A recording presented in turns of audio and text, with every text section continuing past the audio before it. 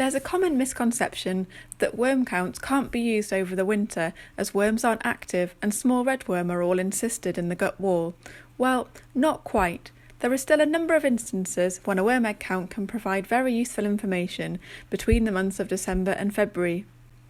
Number 1, they can be used to quarantine and test new horses. Any horse of unknown worming history should always have a worm egg count to detect and treat a worm burden and prevent potential pasture contamination.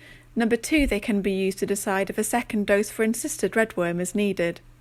For most horses, a single treatment is sufficient. However, high-density groups, especially youngsters, turned out on poor or overgrazed pasture are at much higher risk from inhibited larval cyatostomins. Treat at the start of winter after a couple of hard frosts. Worm egg count at the end of winter, and where redworm infection is present, a second treatment may be advised by your prescriber. 3. To test for wormer resistance. Following a positive worm count and treatment, a second worm egg count 10 to 14 days later will be used to test drug efficacy. We want to see the second test come back at less than 50 eggs per gram to indicate the treatment has been effective.